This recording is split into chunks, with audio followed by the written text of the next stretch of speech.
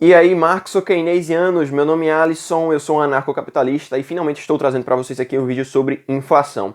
Demorou mais do que eu imaginava porque eu fui me aprofundando cada vez mais, fui buscando fontes diferentes, fui pegando livros na biblioteca da faculdade, inclusive, para realmente trazer um conteúdo mais sólido para vocês, tá? Mas antes de começar o vídeo, eu queria dizer para vocês que agora eu tenho um Apoia-se, tá? Ele vai estar aqui na descrição. Então se inscrevam no canal, deixem um like e vamos pro vídeo. Mas antes de falar sobre a inflação diretamente, eu preciso falar como é que o governo se financia. Ele tem basicamente dois métodos, tá? As várias formas de tributação que o governo cria, tipo cobrança de impostos mesmo, que são diversos tipos. E a gente tem outra coisa, que é a expansão da base monetária. A expansão da base monetária pode ocorrer de duas maneiras. A primeira é de forma física, o governo literalmente imprime moeda e solta dentro da economia e utiliza isso para pagar os seus gastos. E o outro método é simplesmente a criação de moeda de forma virtual. É digitado na conta de alguém, que alguns números vão aparecer lá, e simplesmente aquele dinheiro é criado de forma virtual. E a partir disso a gente entra na questão do que é inflação. O mainstream considera a inflação justamente como o aumento geral dos preços dentro de uma economia. Para isso eu tenho até algumas fontes aqui. No livro Economia Macro e Micro, de Marco Antônio Sandoval de Vasconcelos, a inflação é definida como aumento contínuo e generalizado do nível dos preços.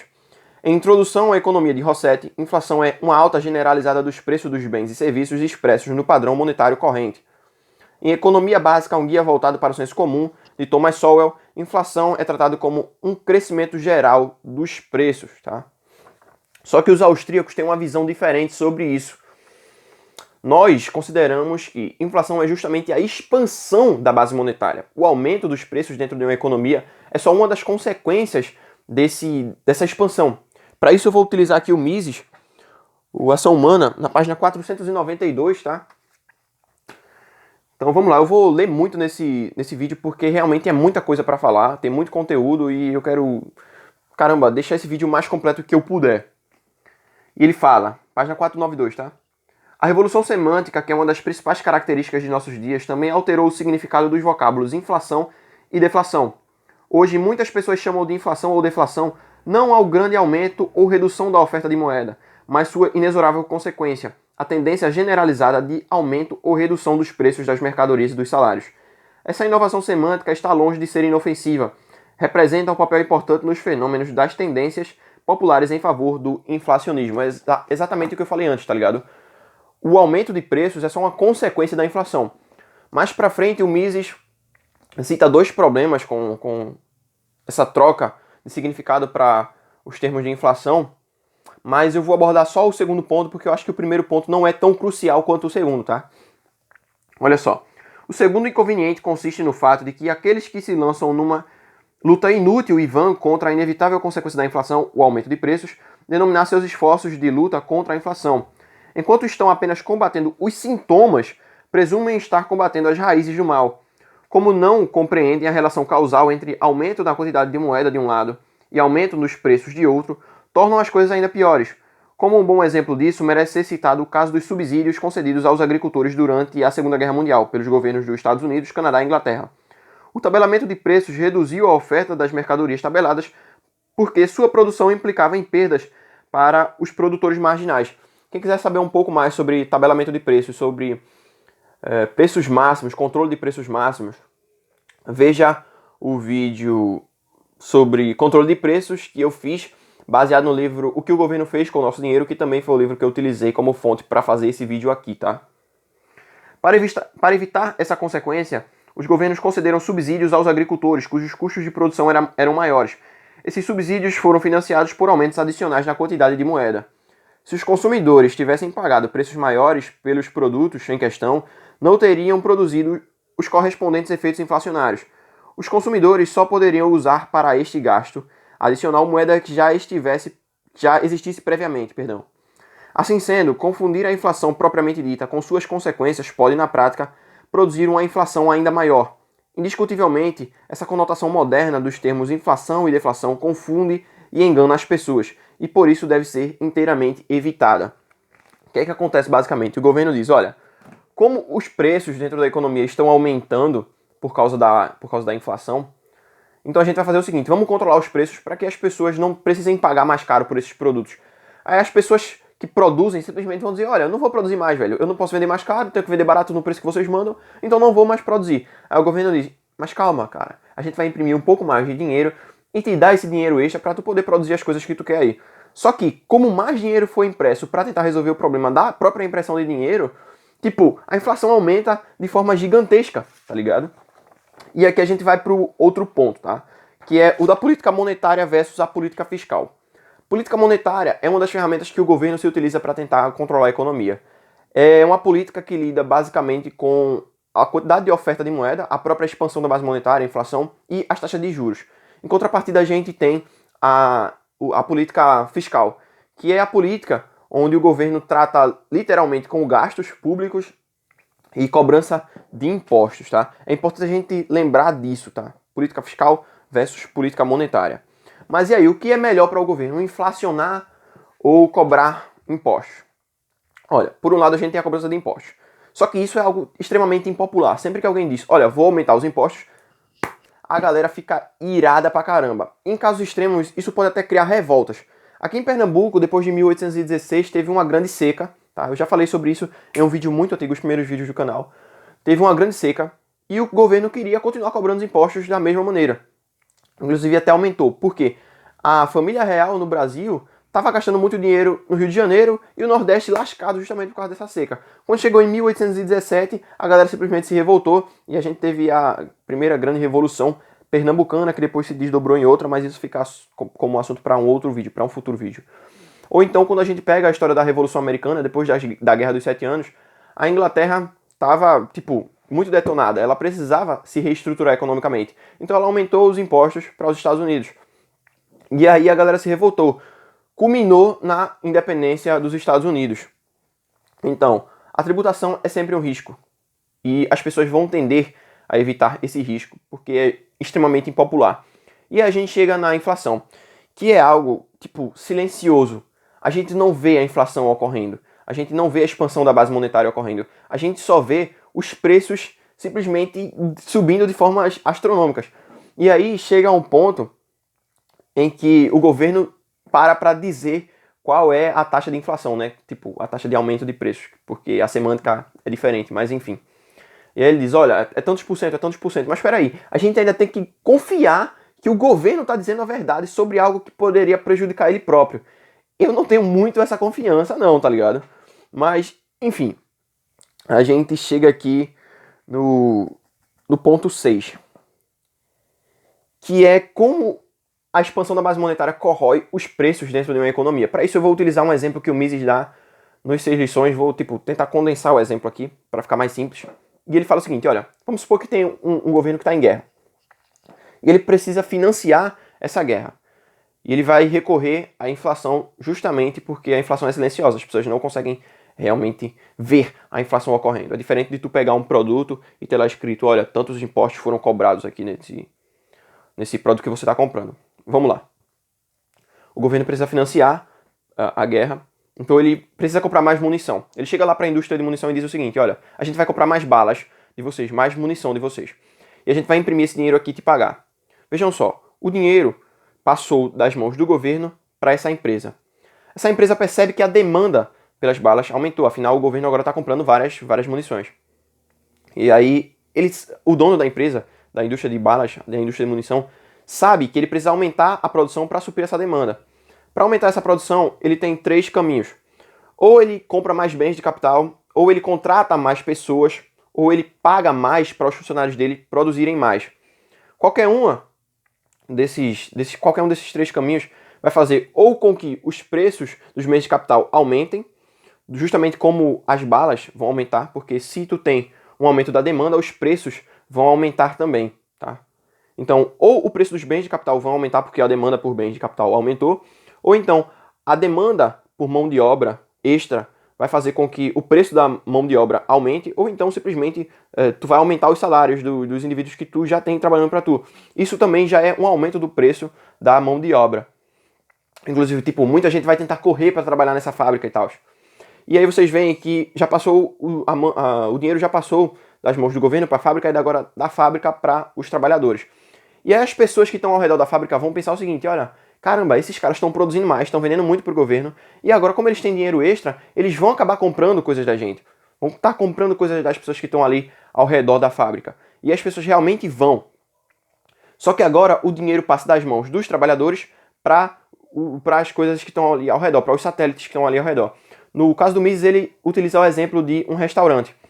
Tu tem lá o restaurantezinho, e agora as pessoas estão comprando mais lá. E aí o dono do restaurante pensa o seguinte, olha, como esses caras estão comprando mais coisas, eu vou precisar aumentar a minha produção de comida aqui, e para isso eu também vou precisar comprar mais produtos para poder fazer essas paradas.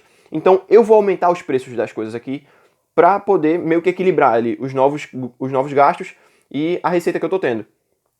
E aí o cara que fornece para o restaurante vai pensar o seguinte, olha, esse cara aqui, meu comprador do restaurante, ele está conseguindo me comprar mais coisas. Então, como ele está demandando mais coisas de mim, eu vou também aumentar os preços das coisas que eu estou vendendo para isso. Dentro da cataláxia, começa a ocorrer um aumento generalizado aí dos preços. Porque cada vez que o dinheiro troca de mãos, algum tipo de demanda nova surge, tá ligado? A demanda vai aumentando e os preços vão aumentando. Consequentemente, as últimas pessoas que pegarem esse dinheiro, as pessoas mais pobres, já vão pegar tudo inflacionado.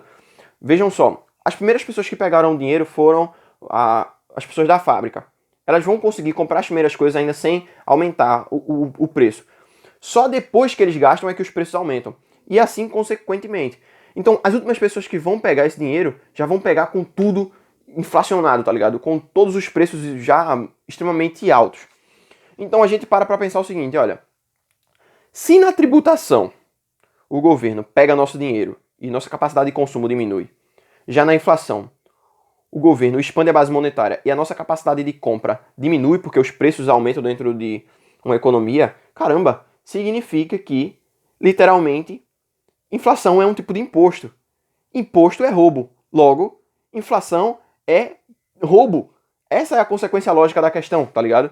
Para isso, eu vou usar aqui um pouco de Keynes, tá ligado? Vou dar uma pitada de Keynes aqui nesse vídeo, no livro em que se chama As Consequências Econômicas da Paz, no capítulo 6. Ele fala o seguinte: atribuiu-se a Lenin a declaração de que a melhor maneira de destruir o sistema capitalista é destruindo a moeda. É bom salientar aqui que ele fala que atribuiu-se, mas na verdade não foi a ele, tá ligado? É só um jeito dele dizer, olha, tipo, tem um boato que dizem que Lenin é que falou isso, só que não foi, tá? Com o processo contínuo de inflação, os governos podem confiscar uma parte importante da riqueza dos seus cidadãos, secreta e furtivamente. Com esse método, eles não só confiscam, mas fazem arbitrariamente. É um processo que empobrece muitos, mas na verdade enriquece uns poucos. Esse deslocamento arbitrário da riqueza fere não só a segurança, mas a confiança na equidade da distribuição de renda. Aqueles a quem o sistema traz vantagens além do que merecem, e mesmo do que esperam ou desejam, passam a ser aproveitadores, objeto de ódio da burguesia, que a inflação empobreceu, não menos do que o proletário. À medida em que a inflação se desenvolve e o valor da moeda flutua de mês a mês, as relações permanentes entre credores e devedores fundamento do capitalismo se desorganizam, até quase perderem o sentido. E o processo de aquisição do valor degenera em uma loteria de azar. Não há dúvida de que Lenin tinha razão. Tipo, se ele tivesse dito isso. Não há meio mais seguro e sutil de subverter a base da sociedade do que corromper a sua moeda. Processo que empenha todas as forças ocultas na economia na sua destruição, de modo tal que só uma pessoa em cada 1 milhão consegue diagnosticar. É aquilo. Se isso ocorre de forma silenciosa, as pessoas não vão conseguir compreender realmente o que está acontecendo. Pensa o seguinte, alguns meses atrás o Ciro Gomes deu uma entrevista, eu não me lembro se foi pra Jovem Pan ou alguma coisa assim, mas aí ele fala, tipo, vou fazer isso, vou fazer aquilo, vou fazer isso, aquilo, e vou pagar a dívida. E as pessoas perguntam, olha, como é que você vai pagar? Não consegui entender. E ele diz, pô, tu realmente não entendeu? Eu vou pagar, pagando, eu vou pagando, mas tipo, ele nunca realmente diz como é que vai acontecer. Por quê? O governo não diz aos 4 ventos, olha, eu vou expandir a base monetária, eu vou criar inflação e aumentar os preços. O governo vai falar coisas que as pessoas leigas não conseguem entender. É basicamente o retrato do Ciro Gomes. Quando ele fala, vou pagar, mas não diz como ele vai pagar, simplesmente tem implícito ali que ele está dizendo nas entrelinhas, olha, eu vou ter que expandir a base monetária, eu vou inflacionar mesmo a moeda e dane-se. Bom, tem outro ponto aqui do Sowell que também é interessante bater aqui. Embora o Sowell não seja um anarcocapitalista, não seja libertário, sequer seja um austríaco, ele tem um insight aqui que eu acho muito interessante citar. Na página 37, tá? Do segundo livro dele, Economia Básica, um guia voltado ao senso comum. Ele diz o seguinte: dito de outro modo, a inflação é na verdade um imposto oculto. O dinheiro que as pessoas guardaram é roubado em parte de seu poder de compra, que é tranquilamente transferido para o governo que emite novo dinheiro. Isso aqui eu estou utilizando para reforçar a ideia de que inflação é realmente roubo, tá? Deixa eu ver aqui qual o próximo ponto que eu preciso falar, porque são muitos, cara, tipo, muitos mesmos, e infelizmente agora tá passando um carro de som que talvez aí prejudique o áudio do vídeo. Mas enfim, vamos lá. O aumento da base monetária não aumenta os preços de forma proporcional. Vamos lá. Vamos supor que o governo expande a base monetária em 100%, dobra a quantidade de moeda dentro da economia. Não necessariamente o aumento dos preços vai se dar de forma equivalente. Pode ser que os preços aumentem, sei lá, 300%. Por quê? A gente tem um outro fator, além da própria expansão da base monetária, que é a falta de confiança dos indivíduos na própria moeda.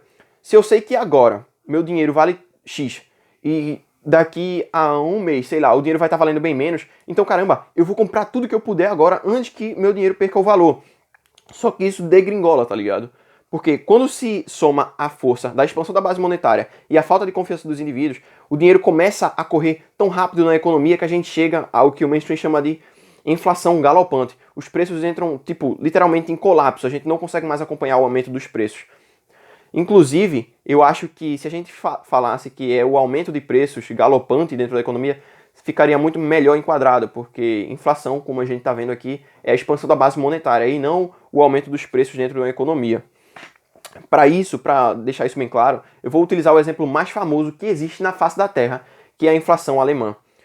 Tipo, no pós-guerra ali, aliás, tipo, ali mais ou menos em 1914, exatamente, melhor dizendo, né?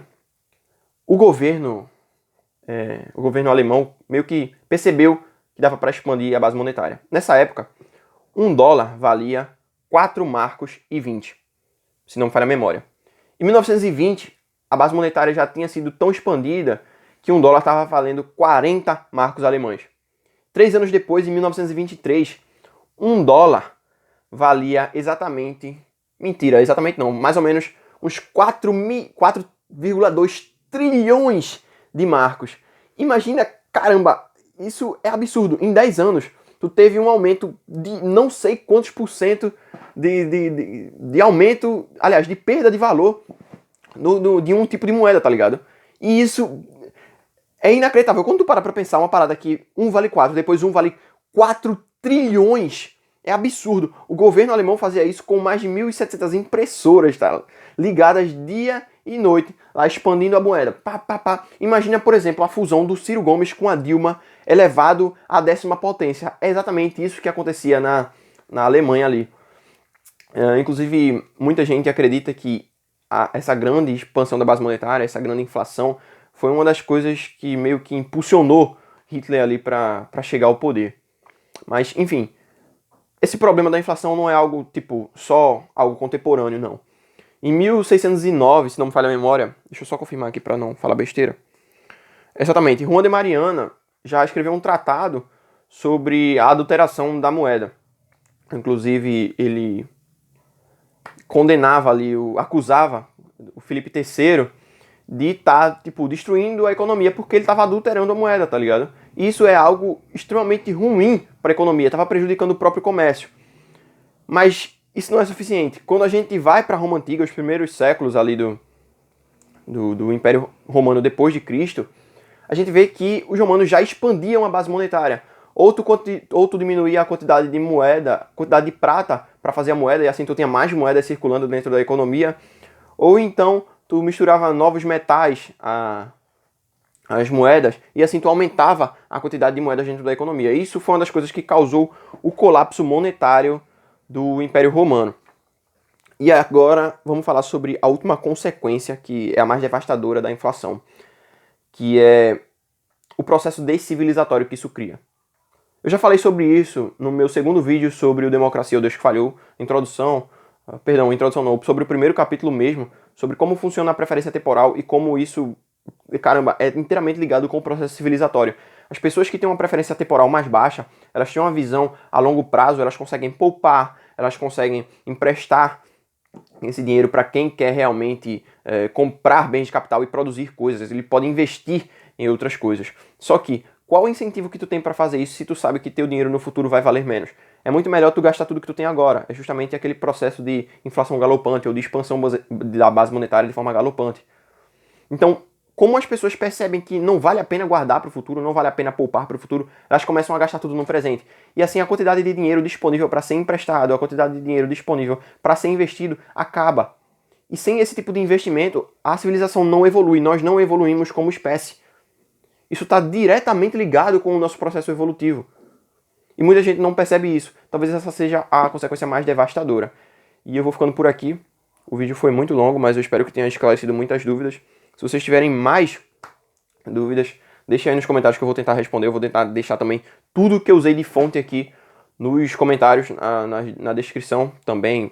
Aliás, não, vou deixar só nos comentários porque senão o YouTube pode diminuir meu alcance. Eu quero agradecer a iniciativa Tabacuros porque eles me ajudaram ali dando algumas dicas e tal.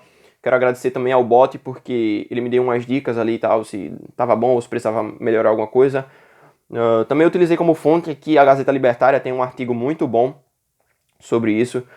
Eu sei que muita gente não vai nem olhar a descrição nem os comentários, então eu já vou deixar aqui para vocês a recomendação de alguns livros, que é o Economia Básica, do Thomas Sowell, O que o Governo Fez com o Nosso Dinheiro, também tem As 6 Lições, do Ludwig von Mises, tem o Ação Humana, que é muito denso, é muito grande, mas se tu já tem uma compreensão média de economia, tu vai conseguir ler esse livro de forma tranquila. Também tem um artigo da hiperinflação alemã no Instituto Mises Brasil, não sei se está no Rothbard também, mas enfim. E também tem um artigo sobre política fiscal e política monetária, keynesianos versus austríacos, que vocês vão encontrar disponível também no Instituto Mises Brasil. Vou ficando por aqui, valeu, falou, não se esqueçam do like, tá?